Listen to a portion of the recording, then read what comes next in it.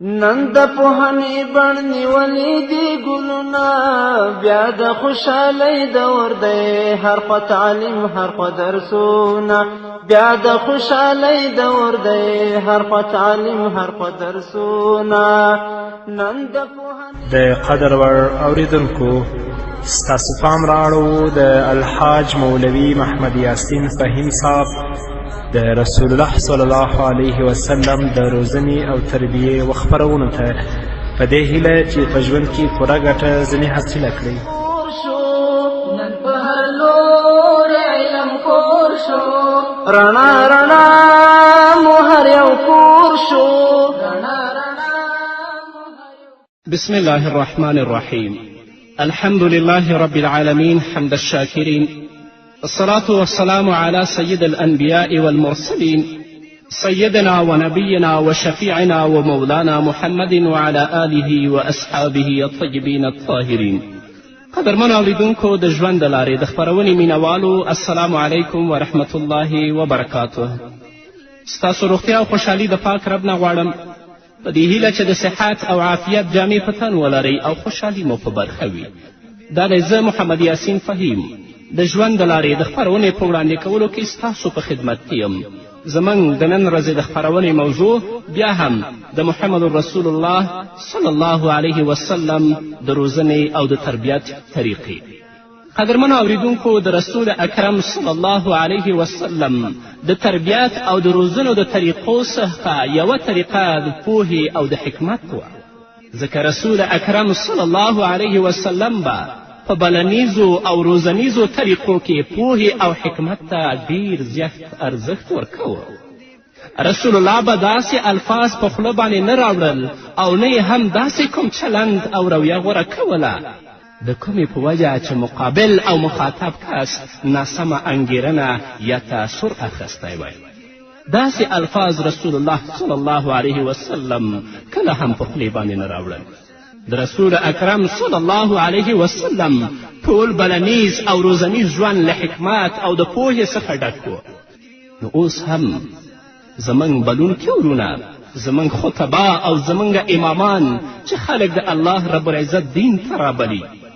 او د خپل مسئولیت ادا کوي، ډیر زیات دې کوشش وکړي چې په خپلو بلنیزو او روزنیزو کارونو کې د پوهې او د حکمت نه کار واخلي. نبی کریم صلی الله علیه وسلم به دې خبرې ته ډیر پام کوه که چیرې د چا په کومه غلطي او خامي به رسول الله پوه شه، نو هغه کس به په داسې طریقې باندې د خپلې خامي او د خپلې نیمګړتیاوو ته متوجه کوه چې په هغه به بده نه لګېدله او د هغه جذبات به هم نه مجروح کېدل. رسول الله صلی الله علیه وسلم به د یوې مناسبې موقع او فرصت نه استفاده کوله او په انفرادي شکل یا یوازې به هغه ته ویلې چې تا کې دا خامي یا په تا کې دا نیمګړتیا ده. او همدارنګه رسول اکرم صلی الله علیه وسلم به د ګواښلو پر ځای په ټولیزه او اجتماعي توګه ټول مخاطبول او ټولو ته به یې د هغوی نیمګړتیاوې بیان کړي. کم کس به چې غلطي کړې وه او کم کس نه به چې کومه خامي شوې وه، هغه به خپلې نیمګړتیاوې ته په خپله متوجه شو او د اصلاح لاره به یې غوره کړه. نو اوس هم قدرمنو اوریدونکو، دا د رسول اکرم صلی الله علیه وسلم د تربیت او د روزنې طریقې دي. که تاسو په چا کې کومه نیمګړتیا وینئ یا تاسو په چا کې کومه خامي وینئ، په لوی مجلس کې هغه ته د هغه یادونه مه کوئ، ځکه دا په هغه باندې بد لګیږي او د هغه جذبات مجروح کیږي، د هغه جذبات زخمی کیږي. کوشش وکړئ چې په انفرادي شکل باندې یو فرصت ولټوئ چې کله یوازې ومونده، هغه ته د هغه نیمګړتیا ور په مخه کړئ،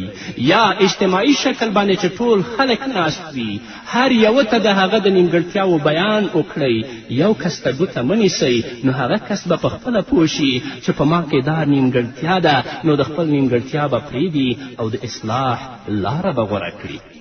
په ځانګړې توګه زموږ علمای کرام دي دې ټکو ته ډېر زیات متوجه اوسیږي، ځکه که په عام مجلسونو کې موږ هغه چا ته ګوته ونیسو او هغه په بدو الفاظو باندې یاد کړو، نو هغه به زموږ نه نور هم متنفره شي، د اصلاح لاره به نوره هم پرېږدي. تاسو ګورئ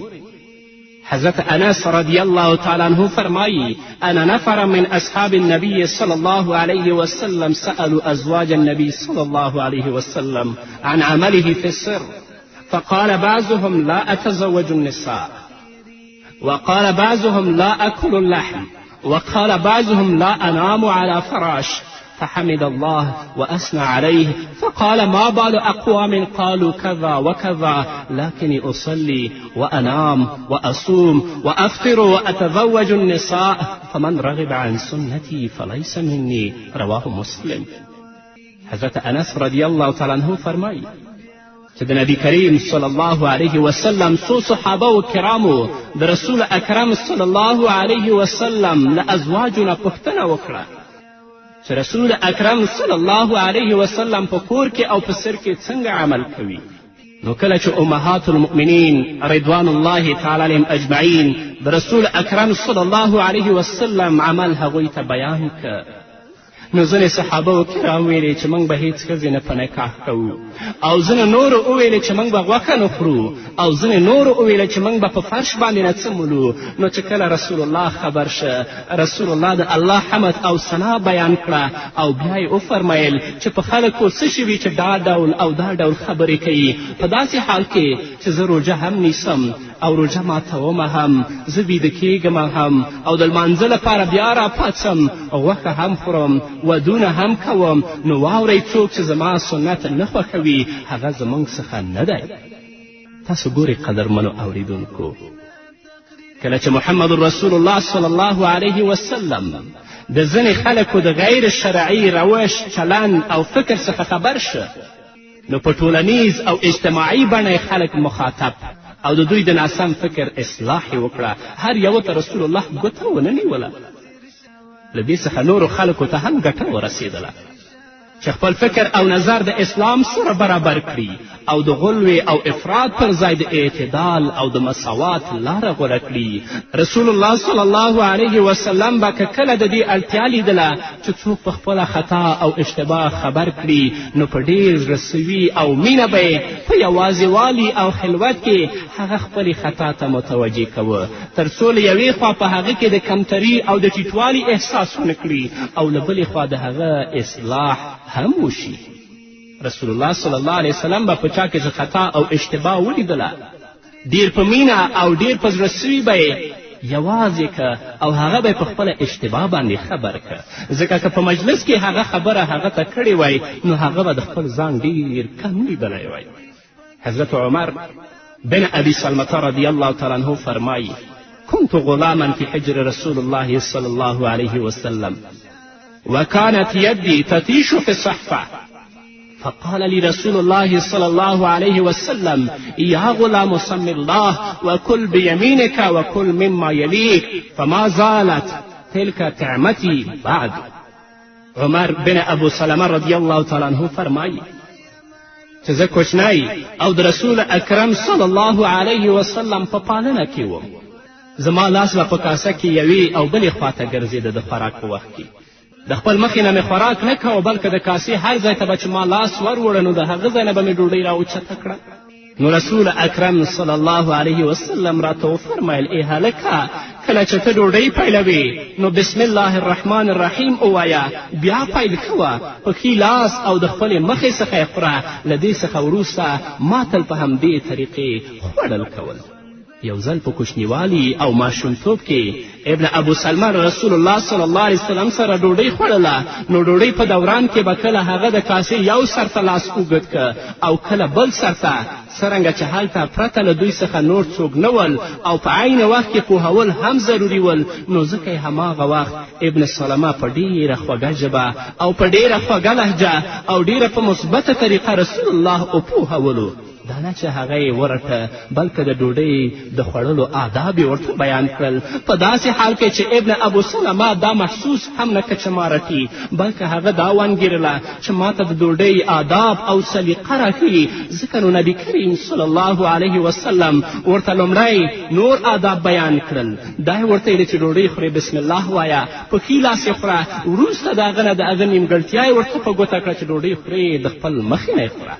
ځکه رسول الله صلی الله علیه وسلم لومړی ورته نور آداب بیان کړل او بیا یې وروسته دا ورته ویل چې باید د خپلې مخې څخه ته ډوډۍ وخورې او د دې تر څنګ یې ورته وفرمیل ای هلکه کله چې ډوډۍ پیلوې بسم الله وایه بیا شروع کوه او همدارنګه په کې لاس او د خپلې مخې څخه ته خوراک کوه. نن په هر لور علم خور شو،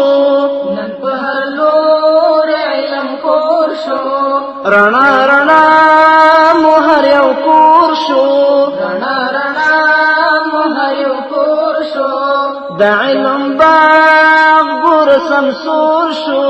د علم باغ ګور سمسور شو، د هر چا لاس کې کتابونه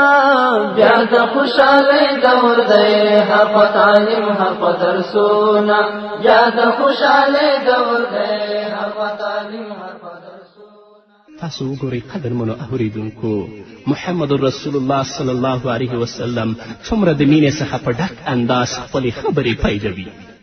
په غلطي باندې د مثبتو خبرولو او رټلو څخه وړاندې ذهن په بېلابېلو لارښوونو داسې چمتو کوي چې وروستۍ خبره هم د نورو لارښوونو په څیر یوه لارښوونه ښکاري. رسول اکرم صلی الله علیه وسلم هغه ول ونه رټه، د هغه لاس یې ونیو، ډیر په مینه او ډیر په ښه انداز یې هغه ته د ډوډۍ د خوراک آداب بیان کړل. نو اوس هم تاسو قدرمنو اوریدونکو، مسلمانانو ورونو او خویندو، که وینئ چې ستاسو بچیان د ډوډۍ د خوړلو په آداب باندې نه پوهیږي، د خپل مخې نه خوراک نه کوي، بسم الله نه وایي په خوراک کې، نو هغه د خوراک په وخت کې تاسې مه رټئ چې په دسترخوان باندې او په کاسه باندې ګڼ شمېر کسان ناست وي، ځکه که تاسو هغه ورټئ هغه اصلاح ته مخه نه کوي، هغه به د خپل د کمتري احساس وکړي، نو هغه په هغه ځای کې پوه کړئ چې ځان ته یوازې وي د ډوډۍ د خوراکو آداب اول ورته وښیئ او بیا ورته وایئ چې د خپل مخې نه یې خورئ. اما تر اوسه موږ په دې باندې نه یو پوه شوي، په دسترخوان باندې په جمع کې د خپل اولاد رټو، نو نتیجه یې دا ده چې کله هم هغه ادب نه یادوي. دا د رسول اکرم صلی الله علیه وسلم د تربیت او د روزنې طریقې دي. که موږ او تاسو دا په خپل ژوند کې عملي کړو، کله به هم ناکامي سره مخ نشو. کله داسې هم کېدل چې رسول اکرم صلی الله علیه وسلم به یوې غلطي ته د پام اړولو لپاره د ژبې پر ځای له اشارې څخه کار اخیسته، او چا چې غلطي کړې وه هغه به پخپله پوهېده. حضرت عبدالله ابن عباس رضی الله تعالی عنهما فرمایي: كان الفضل رديف رسول الله صلى الله عليه وسلم فجاءت امرأة من خشعم فجعل الفضل ينظر إليها وتنظر إليه وجعل النبي صلى الله عليه وسلم يصرف وجه الفضل إلى شق الآخر. رواه البخاري. عبدالله ابن عباس رضی الله تعالی عنه فرمایي چې یو ځل فضل بن عباس رسول اکرم صلی الله علیه وسلم سره په سپرلۍ باندې سور و، د رسول الله تر شا ناست و چې یوه ښځه د دوی پر مخه راغله، نو فضل بن عباس رضی الله تعالی عنه هغې ته کتل او هغې ښځې فضل ته کتل. نو رسول اکرم صلی الله علیه وسلم په خپل لاس د هغه مخ بلې خواته واړوه، یعنی د حضرت فضل مخې بل طرف ته واړوه. په دې موقع یا دا مهال کومه خبره کول د مصلحت او حکمت خلاف وه، ځکه چې په کوم انداز باید خبره شوې وی. له دواړو څخه څوک مخاطب کړي وی، رسول الله چاته ویلي وی، کوم الفاظ کارول شوي وی. که چیرې په نهایت احتیاط سره هم الفاظ کارول شوي وی، نو بیا هم د خپلواکي او خودداري جذبې ته د زیان رسیدلو اندېښنه وه. ځکه نو رسول الله صلی الله علیه وسلم ډیر حکیمانه طریقه غوره کړه، په ډیر آرام یې د حضرت فضل په سر لاس کېښوده او بیا یې د هغه مخ بلې لور ته واړوله. هغه د رسول الله صلی الله علیه وسلم په دې اشاره باندې پوه شه بې له شکه چې حضرت فضل رضی الله تعالی عنه به د خپلې نیمګړتیا احساس هم کړی وي او د حضور صلی الله علیه وسلم د پاملرنې د حکیمانه طریقې اغیز هم په هغه باندې پرېوتی و. نو که رسول اکرم صلی الله علیه وسلم خبره کړې وای، نو دا خبره باید په کوم انداز شوې وای، چا ته شوې وای، او که په ډیر احتیاط سره هم شوې وای، بیا هم درد پکې موجود و، اندېښنه پکې موجود وه، نو ځکه رسول الله د اشارې نه کار اخلي، د هغه مخ بل طرف ته را اړوي او هغه په خپله پوهېږي، په خپله نیمګړتیا باندې پوهېږي. راشئ د رسول الله صلی الله علیه وسلم د روزنې طریقې ته غوږ شئ، په خپل ژوند کې عملي کوئ. والله د کامیابي لار دا ده، بله نشته. په بلنه او روزنه کې د نبي کریم صلی الله علیه وسلم یو حکمت دا هم و چې د ډېرو اوږدو خبرو او ستړي کوونکو خبرو پر ځای به رسول الله صلی الله علیه وسلم ډېرې لنډې خبرې کولې،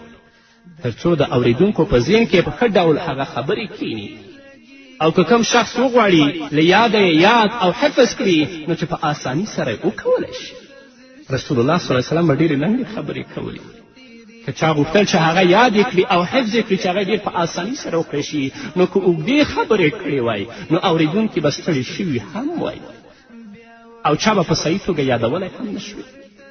ځکه نو په احادیثو کې د رسول الله صلی الله علیه وسلم ډېرې داسې جملې موندل کیږي چې د ټکو او الفاظو له اعتباره ډېرې لنډې او مختصرې دي، خو د معنا او له مفهوم له لحاظه پکې یو سمندر پروت دی، یو سیند پکې پروت دی. داسې کلمو او الفاظو ته په اصطلاح کې علما پوهیږي چې جوامع الکلم وایي. د رسول الله ویناوې، د رسول الله نصیحتونه به ډېر مختصر او لنډ و. د هغه په اړه په حدیث کې راځي چې کله به هغه خطبه ورکوله نو په هغې کې به هیڅ نیمګړتیا نه وه او نه به رسول اکرم صلی الله علیه وسلم په اوږدو خبرو خلک ستړي کول. حضرت جابر بن سموره رضی الله تعالی عنه فرمایی: کان رسول الله صلی الله علیه وسلم لا یطیل الموعظة یوم الجمعة انما هن کلمات یسیرات. رواه ابو داود. حضرت جابر بن سموره رضی الله تعالی عنه فرمایی رسول اکرم صلی الله علیه وسلم به د جمعې په ورځ اوږد نصیحت او مسئلې نه کولې، بلکې رسول اکرم صلی الله علیه وسلم به لږ خبرې کولې. هر وخت نصیحت کول د ستوماني او کله خو د غبرګون لامل ګرځي، نو له همدې کبله باید د دې خبرې خیال وساتل شي چې مخاطب او اوریدونکی څومره خبرې هضمولی شي، هغه موره خبرو ته باید پام واړولی شي. هر ورځ بیا بیا نصیحت کول د ګټې پر ځای زیان لري، ځکه نو د رسول الله صلی الله علیه وسلم په اړه په حدیثو کې راځي چې هغوی به وقفه کوله او بیا بیا به رسول الله صلی الله علیه وسلم وعظ او نصیحت کوه تر څو خلک د ستوماني او ستړیا احساس ونه کړي. او د رسول اکرم صلی الله علیه وسلم د حکمت او پوهې یو اړخ دا هم و که چیرې به دا احساسوله چې ژبنیزه یا زباني خبره مؤثره او ګټوره نه ثابتیږي یا پښتونکی په بشپړ توګه نشي ډاډمن کیدی، نو هغه به خبره په عملي توګه ښودله. لکه حضرت عمر بن شعیب رضی الله تعالی عنه د خپل پلار او د خپل نیکه نه روایت کوي ان رجلا اتى النبي صلی الله علیه وسلم فقال یا رسول الله کیف الطهور فدعا بماء في اناء ثم قال هكذا الوضوء فمن زاد على هذا او نقص فقد اساء او ظلم واساء. رواه ابو داود. عمر بن شعیب د رسول اکرم صلی الله علیه وسلم نه روایت کوي چې رسول اکرم صلی الله علیه وسلم ته یو کس راغی او پوښتنه یې وکړه چې د الله رسوله اودس څنګه باید وشي. رسول الله صلی الله علیه وسلم د ژبنیز یا زباني ویلو پر ځای په یو لوښي کې اوبه راوغوښتلې او عملاً یې هغه ته د اودس طریقه وښودله تر څو پوښتونکی وګوري، یعنې تر څو چې هغه چا سوال کړی دی وګوري او په ښه ډول یې په ذهن کې کیني، تر څو د څه کموالي او زیاتوالي اندېښنه او پوښتنه پاتې نشي. کله چې هغه اودس بشپړ که نو ویې فرمیل هر چا چې په دې اودس کې څه کمای یا زیاتی وکړه هغه د حد څخه تیری او ظلم وکړه. دا د رسول الله صلی الله علیه وسلم د پوهې او د حکمت یو اړخ و په روزنیزو طریقو کې. که هغه ته په ژبه باندې د اودس طریقې ښودلې وای نو هغه نه پوهېده، نو ځکه رسول اکرم صلی الله علیه وسلم اوبه راوغوښتلې اودس یې وکړه تر څو هغه رسول الله ته وګوري او اودس په سمه طریقې باندې یاد کړي، بیا دې ته سوال او پوښتنه پیدا نشي چې د رسول الله نه پوښتنه وکړي چې اودس باید څنګه وشي. نو دا ټولو مسلمانانو ته په ځانګړې توګه زموږ علماو ته ډېر یو لوی پند دی او نصیحت دی. په ځانګړې توګه د جمعې په مانځو کې دی باید په یو موضوع باندې دوی خبرې وکړي تر څو خلک په هغه باندې پوه شي چې دا زموږ امام او خطیب څه وایي. دا نه کله یوې موضوع ته ځه او کله بلې موضوع ته ځه او څوک چې ستا اورېدونکي دي په هغو باندې لاره ورکه شي چې موږ کومه خبره واورو او خبرې چې کوئ ډېر په لنډو ټکو کې وکړئ چې هغه اورېدونکی یاد یې کړي. او که تاسو نه څوک د یوې مسئلې پوښتنه کوي پوهیږئ چې هغه زما په هغه جواب باندې چې په ژبه باندې نه پوهیږي په عملي توګه یې هغه ته بیان کړئ. همدارنګه رسول اکرم صلی الله علیه وسلم به که چیرې اړتیا لیدله او د وخت تقاضا به وه نو په ډېر اغېزناکه بڼه به یې وینا کوله. تاسو ګورئ عرباز بن ساریه فرمایي وأذن رسول الله صلى الله عليه وسلم يوما بعد صلاة الغداة موعظة بليغة ظرفت منها العيون ووجلت منها القلوب فقال رجل إن هذه موعظة مودع فماذا تعهد إلينا يا رسول الله؟ قال أوصيكم بتقوى الله والسمع والطاعة. رواه ترمذي. حضرت عرباز بن ساریه رضی الله تعالی عنه فرمایي چې یو ځلې نبي کریم صلی الله علیه وسلم موږ ته پس د سهار له لمانځه څخه بلیغ وعظ وکړ چې زموږ بدن د سوز او تاو څخه په سوځېدو شو، زموږ سترګې لمدې شوې او زړونه مو په لرزه شول. یو سړي ویل دا د رخصتېدو وعظ معلومیږي، یا رسول الله زموږ څخه ژمنه واخلئ. رسول الله صلی الله علیه وسلم ورته وفرمیل تاسې ته د الله څخه د ویرې کولو او په سمع او په طاعت باندې وصیت کوم. رسول الله دلته دا اړتیا لیدلې وه ځکه چې د رسول الله د وفات وخت نږدې وه نو ډېر په اغېزناکه بڼه باندې رسول الله وینا کوله. نو علما کرام هم زموږ خویندې او وروڼه چې په کورنیو کې ژوند کوي کومه مسئله چې تاسو ته ډېره د اړتیا وړ لیدل کېږي ډېر په اغېزناکه بڼه باندې هغه مسئله تاسو خپل اولادونو ته او کورنۍ ته بیانوئ. همدارنګه عبدالله بن عمر فرمایي كيف يحكي رسول الله صلى الله عليه وسلم قال حتى نظرت إلى المنبر يتحرك من أسفل شيء منه حتى إني لأقول أساقطه وبرسول الله صلى الله عليه وسلم. حضرت عبدالله بن عمر فرمایي چې یو ځل رسول الله صلی الله علیه وسلم له جوشه داسې ډکه وینا وکړه چې په کوم منبر باندې رسول الله ولاړ و نو هغه په لرزېدو شه. ما فکر کړه چې اوس به منبر په رسول الله باندې راولیږي. په وعظ او نصیحت کې دا سوس او اثر هغه وخت پیدا کیږي چې کله له اوریدونکو سره ستاسو بې کچه مینه وي او د هغوی د نیکۍ د سوکالي او د هوساینې د فکر او غم ترڅنګ اخلاص هم ملګری وي. نو رسول اکرم صلی الله علیه وسلم د اصحابو کرامو د روزنې او پوهنې لپاره چې کومه طریقه او اسلوب غوره کول نو په هغې کې به ضرور د حکمت او پوهې کوم اړخ شتون درلود. انشاءالله په راتلونکو خپرونو کې چې کومه موضوعات تاسو ته راځي همدغه به په همدې اړه باندې وي. تاسو به انشاءالله په تفصیل سره واورئ. نو قدرمنو اورېدونکو دا وه زموږ د نن ورځې خپرونه چې ستاسو درانه حضور ته وړاندې شوه. تر بلې خپرونې پورې چې زه بیا هم ستاسو درانه حضور ته راځم تاسو ټول په پاک رب سپارم. پاتې ژوند م نیکمرغه، کات، بریالي او کامیاب اوسئ. علم زیوار د هر انسان دی، علم زیوار د هر انسان دی، تعریف یې کړی پاک سبحان دی، تعریف یې کړی پاک سبحان دی، ناطق په دې باندې قرآن دی، ناطق په دې باندې قرآن دی، حضوري کړي صفتونه بیا د خوشحالۍ دور دی، هر په تعلیم هر په درسونه بیا د خوشحالۍ دور دی، هر په تعلیم هر په درسونه. نن د پوهنې بڼ نیولې دي ګلونه بیا د خوشحالۍ دور دی، هر په تعلیم هر په درسونه بیا د خوشحالۍ دور دی.